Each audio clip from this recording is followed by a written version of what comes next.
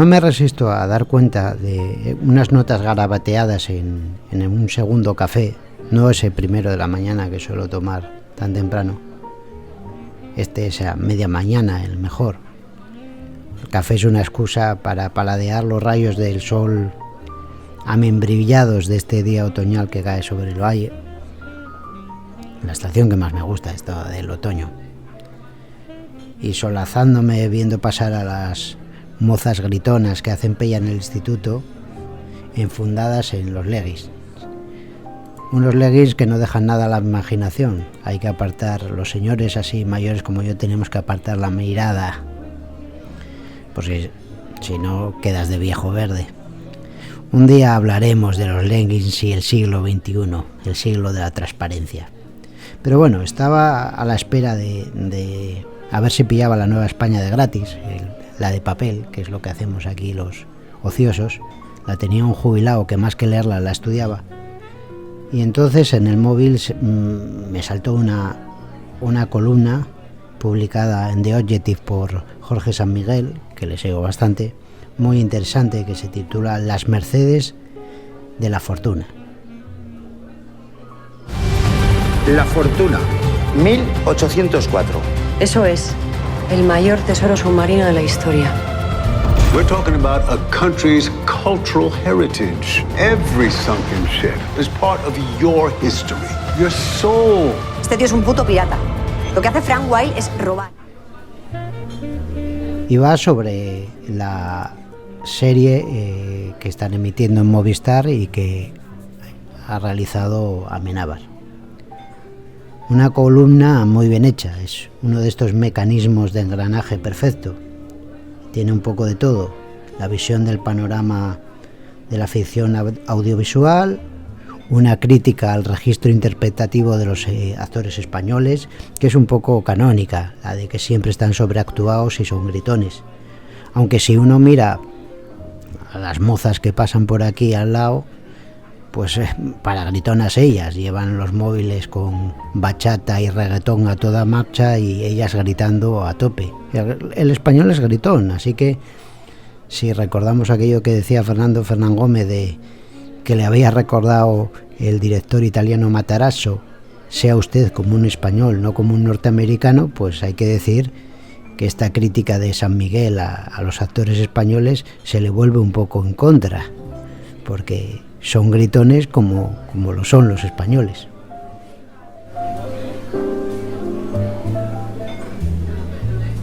Después avanza este mecanismo, ya digo, muy bien hecho, perfectamente engranado, y entonces vamos al meollo del asunto, que es la queja por la idea de España. Idea de España que se refleja en todos estos creadores que se llaman y que nos ofrecen, según San Miguel, una imagen como la de los espejos del Callejón del Gato, distorsionada. Por ejemplo, enmienda una idea canónica que dice él que se refleja en esta serie, que es la idea de que el progresismo en España pues no llegó, que era una España atrasada, la idea secular de la España supersticiosa y atrasada. Que sería un poco en lo que conviene esta cosa que llaman el PSOE State of Mind, que llegó el PSOE para superar este atraso español secular. Entonces, si en la ficción de Amenábar hay un lamento por el atraso de una España arcaica, pues Jorge San Miguel recuerda que el capitán de la flotilla en la que navegaba la fragata Nuestra Señora de las Mercedes era el santanderino Bustamante Guerra, segundo de la expedición de Malaspina, la famosa expedición científica del siglo XVIII.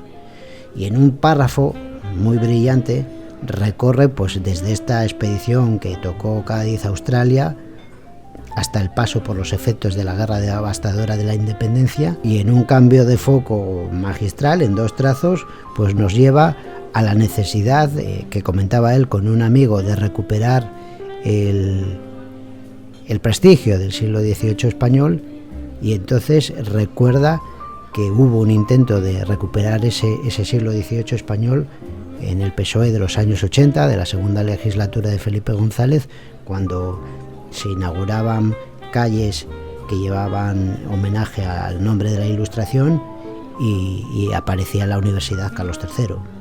Ese fue un intento de recuperar las viejas glorias dieciochescas, ¿no? En el último párrafo de la columna, para cerrar, para el remate, hay una petición de San Miguel a las élites. Esbozo una sonrisa cuando leo lo de las élites, en las que él se incluye. Solicita un debate de altura, un debate más allá de leyendas negras y rosas. Invoca el debate canónico sobre la historia de España, que fue el de Castro y Albornoz. No pide que se alargue tantísimo como ese, pero que por lo menos se acerque.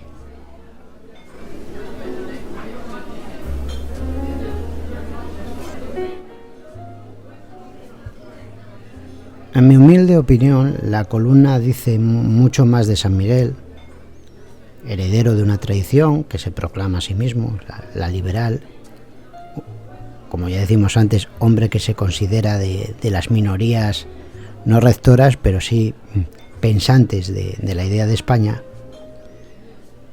que trata de contraponerse supuestamente a esa modulación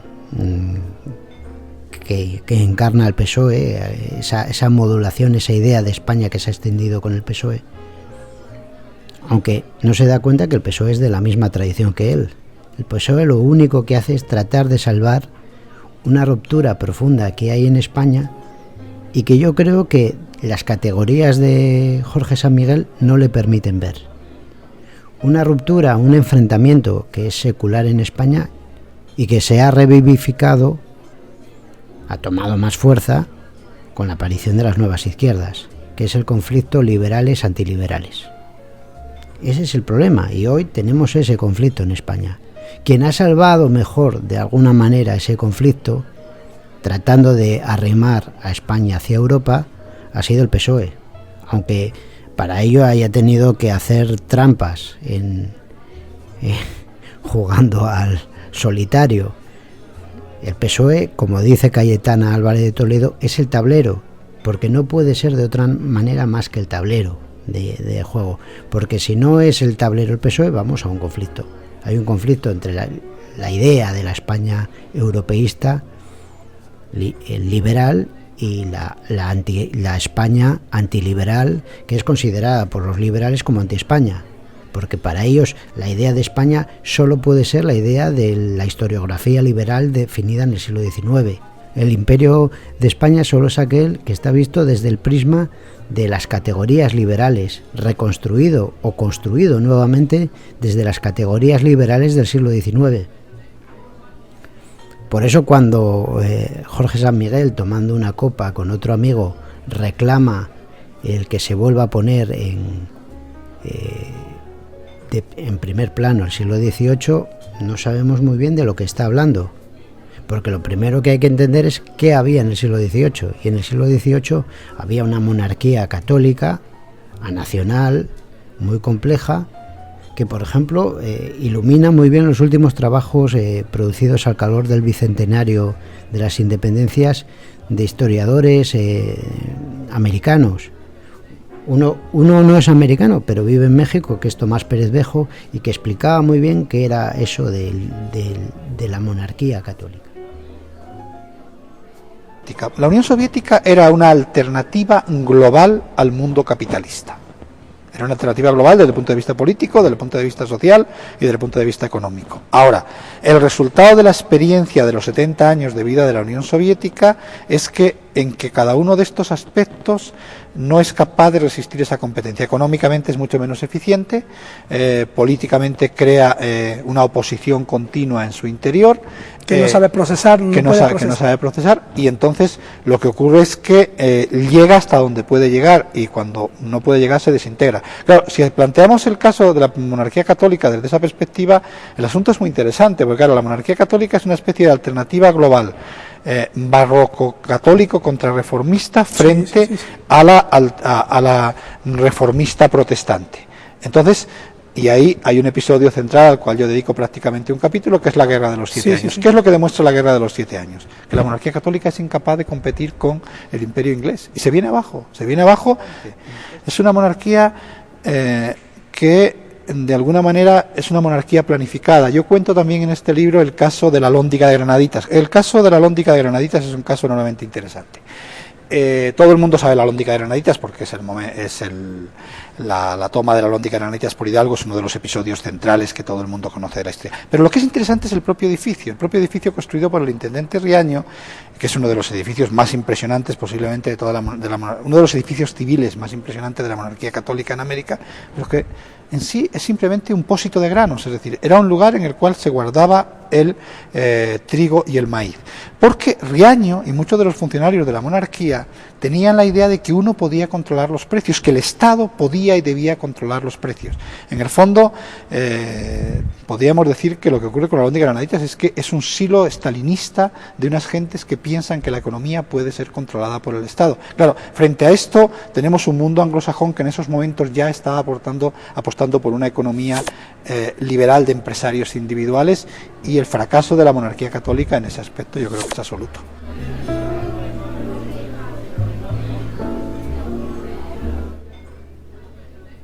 Si hay que recuperar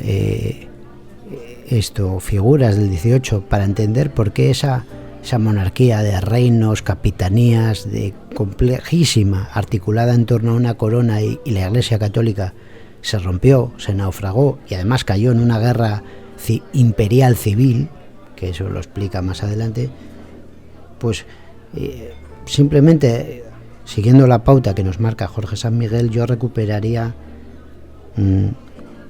2 o 3 hechos, no muchos más, un par de hechos.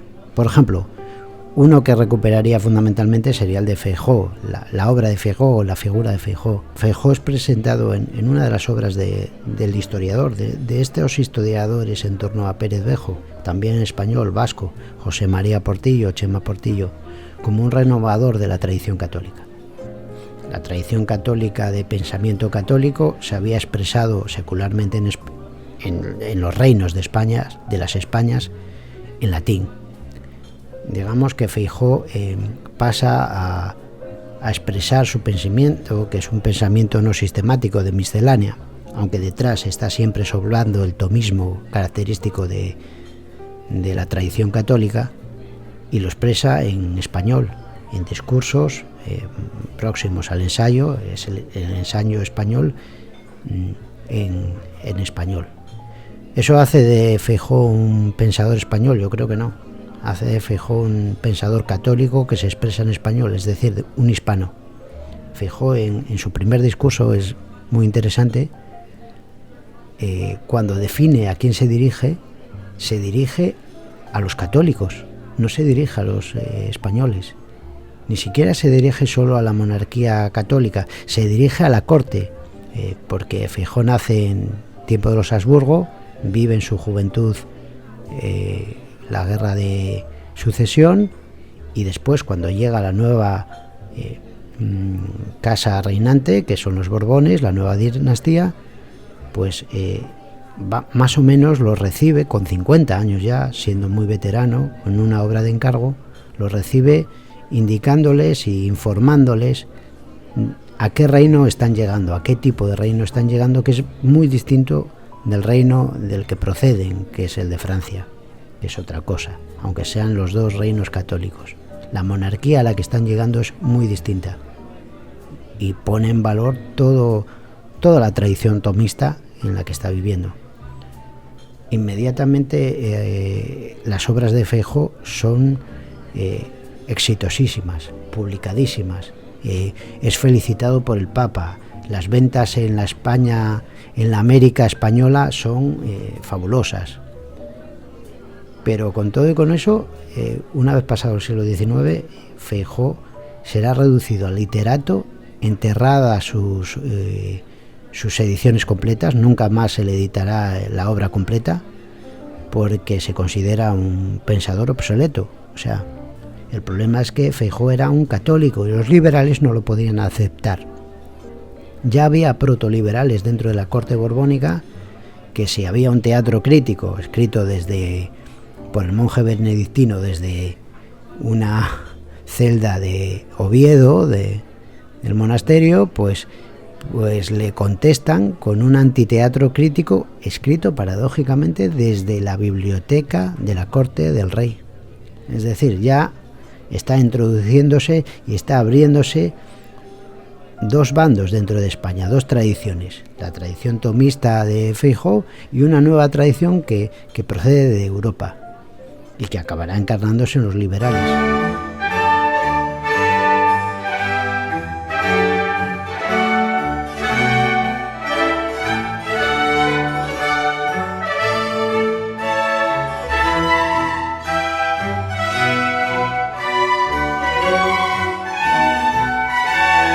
Por poner un jalón más y no extenderme mucho, si vamos más allá, veremos que se da a finales del siglo XIX, cuando Jovellanos es ministro, creo, de Gracia o de instituciones, lleva las instituciones de educación, se da una polémica en la Escuela de Salamanca entre estudiantes y maestros. Los maestros siguen la línea de la tradición del pensamiento tomista, los estudiantes siguen la tradición del jansenismo, como la gran moda que ha entrado en España.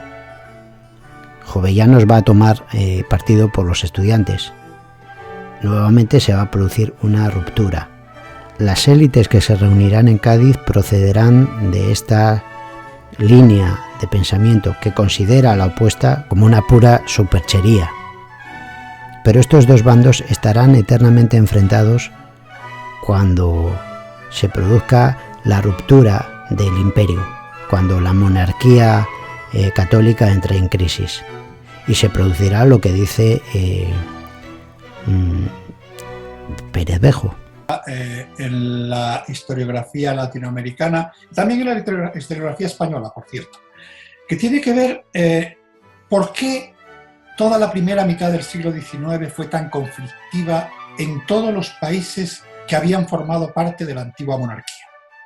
Es decir, uno ve la historia de Argentina durante la primera mitad del siglo XIX y es un caos, ¿no?, de guerras, pronunciamientos, etc. Ve la historia mexicana de la primera mitad del siglo XIX y se encuentra exactamente con lo mismo. Ve la historia española de la primera mitad del siglo XIX y es exactamente lo mismo. Es decir, es una sucesión de pronunciamientos militares, golpes de Estado, etcétera, etcétera. Mi hipótesis, y esa es una hipótesis que sí que yo sé que es problemática y que creo que habría que reflexionar más sobre ella, es, primero, que en esa guerra civil que abarcó aproximadamente de 1810 a 1820, veintitantos, dependiendo de los países, se debatieron muchas cuestiones, o sea, se luchó por muchas cosas, y ni siquiera posiblemente la más importante fue el mantenimiento de la unidad de la monarquía, sino que se discutieron temas sobre la libertad de comercio, sobre la organización política individual o no individual, sobre la propiedad plena dentro de lo que sería el nuevo régimen burgués, o una propiedad muy compleja que era la propiedad del antiguo régimen, etcétera, etcétera. Es decir, toda una serie de cuestiones, la abolición de la esclavitud, o sea, toda una serie de elementos realmente complicados. Y que en el momento que esa guerra concluyó, en realidad no estaban resueltos la mayoría de ellos, o yo creo que se resolvieron prácticamente, lo único que se resolvió es la creación de autonomías políticas. Entonces, mi hipótesis es que la inestabilidad crónica del mundo hispánico, y hablo del mundo hispánico porque incluyo tanto la parte europea como la parte americana, se debe a la complejidad de el paso de una forma de un gobierno de antiguo régimen al nuevo sistema liberal, y que eso no se resolvió, como nos contaron los liberales del siglo XIX, con una marcha victoriosa del liberalismo, sino que los partidarios del antiguo régimen fueron muchos y que hubo una continua pugna entre unos factores y otros, y por eso es por lo que yo hablo de una guerra civil larga que, si ustedes se dan cuenta, empieza a resolverse en todos los países entrada la segunda mitad del siglo XIX. Curiosamente, en todos los países hispánicos, la segunda mitad del siglo XIX, más o menos, no puede ser el último cuarto en unos, los últimos 30 años en otro, es mucho más estable porque finalmente, y es mi hipótesis, esa guerra civil termina en el momento en que se establece un nuevo sistema que es el que podríamos llamar ya el nuevo régimen liberal. Y yo creo que esto explica mucho mejor esa inestabilidad que esas continuas referencias de eruditos a la violeta de, bueno, Yo no sé si esto se da tanto en Argentina, pero de luego en España se da mucho y en México también, ¿no? Que es esa cosa de los vicios congénitos de la raza, ¿no? O sea, tendemos a el caudillismo, tenemos una especie de gen, eso es que en España tiene un responsable fundamental que es Ortega, ¿no? Que le gustaba mucho hacer elucubraciones biológicas, y entonces parece que hay un gen que hace que los españoles nos dediquemos a matarnos unos a otros, ¿no? Yo creo que, lo cual por otro lado además es absolutamente contradictorio con los 3 siglos de estabilidad de la monarquía católica, que es uno de los regímenes más estables. En el caso de América pasaron reyes ineptos, menos ineptos, validos corruptos, etc.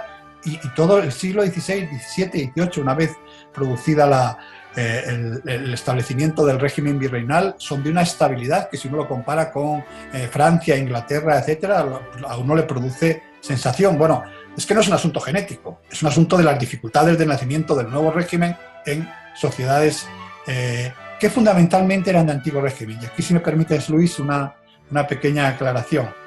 Pero el problema es que el intento de crear un régimen liberal se produce en una sociedad absolutamente tradicional, porque claro, uno ve la Constitución de Cádiz y dice, no, coño, esta es una Constitución liberal. Pero claro, ¿quiénes hicieron la Constitución de Cádiz? Cádiz era una ciudad de comerciantes en las cuales se reúnen 4 individuos que no representaban a nadie, o sea, en realidad ellos eran muy liberales, pero cuando hay que trasladar esta estructura liberal a sociedades tradicionales profundamente inmersas en el mundo del antiguo régimen, el asunto es mucho más problemático. A eso me refiero cuando hablo de una guerra civil continuada. Bueno, yo tengo otra más y después dejamos. No, la pregunta es cómo podríamos decir que Hispanoamérica fue una identidad definida y reconocible antes que cualquiera de las naciones que la siguieron. Una pregunta, porque digo, ¿por qué estas últimas naciones que la siguen, que nacen después, se oponen, digamos, reniegan tan cerradamente de España? Me pareciera como me parece a mí por lo menos, una cosa contradictoria. No sé si entendés la pregunta. Sí, entiendo la pregunta, y además me parece una pregunta enormemente interesante. A ver, ¿por dónde empiezo? Desde luego, hay una cosa que es muy llamativa, y es que si uno piensa, porque otra cosa eran otros grupos sociales, ¿no? Pero si uno piensa en las élites de la monarquía,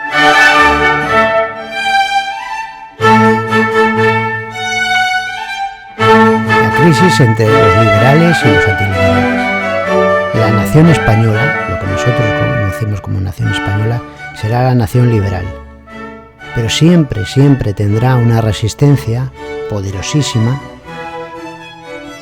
que bebe o que emana de los restos de ese imperio que desapareció y que nunca se va a reconstituir como tal fue. Pero esa tradición, además, que no es una tradición simplemente de superchería, es una tradición bastante fundamentada de oposición, de estar siempre como sea en contra del liberalismo, estará ahí, latente.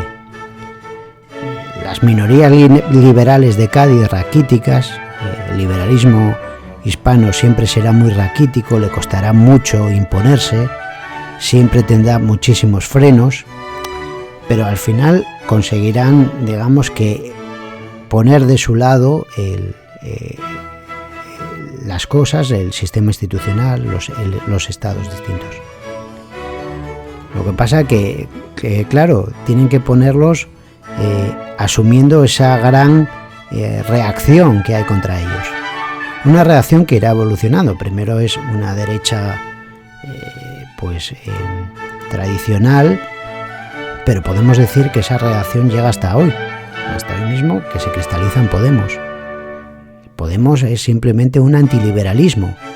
Es un antiliberalismo que se trata de articular en un comunitarismo político y que no acaba de encontrar tampoco una fórmula muy definida, pero es fundamentalmente ese antiliberalismo contra Europa, y después tiene escapes idealistas, pero fundamentalmente es eso. Y yo creo que esta columna de Jorge San Miguel, en cierta forma, pide que se vuelva una especie de consenso liberal al PSOE y a ciertas élites, porque el peligro es la articulación ya en serio, institucional, del antiliberalismo. Los antiliberales ven a los liberales como unos traidores, como unos pecadores. En realidad son pecadores, son gente que han faltado a la traición, que proceden de Europa, que siguen, por ejemplo, esa máxima que dejó Montesquieu muy explícita, porque el liberalismo tiene una máxima muy explícita en El espíritu de las leyes, en el libro 21, capítulo 23, que dice: las Indias y España son dos potencias bajo un mismo dueño, pero las Indias son la principal. España no es sino accesoria. En vano la política quiere hacer principal a lo accesorio. Las Indias atraen siempre a España hacia sí. Un poco eso es lo que está pasando. El bolivarianismo, los indigenismos, esa izquierda latinoamericana atrae hacia sí a esa parte antiliberal del mundo ibérico o español, y contra ella hay que luchar. Todos los conflictos recientes, las interpretaciones de Andrés Manuel López Obrador de la historia de España, todo eso oculta esa tensión profunda que se da no solo en la península ibérica, en los territorios ibéricos europeos de aquella monarquía, sino en toda la monarquía. Hay esa tensión profunda entre unos liberales partidarios de las tesis de Montesquieu, de ese espíritu europeo que son vistos como pecadores, por unos viejos católicos que han ido transformándose y buscando fórmulas comunitarias de distinto tipo. A mí me parece que hay algo de eso en la petición o en la apelación, mejor que la petición, en la apelación de Jorge San Miguel a las élites a ponerse de acuerdo, a unificarse, porque de alguna manera los antiliberales han conseguido romper el bloque liberal. Pero bueno, esto son cosas mías que especulo. Nada, acabo este café y poco más.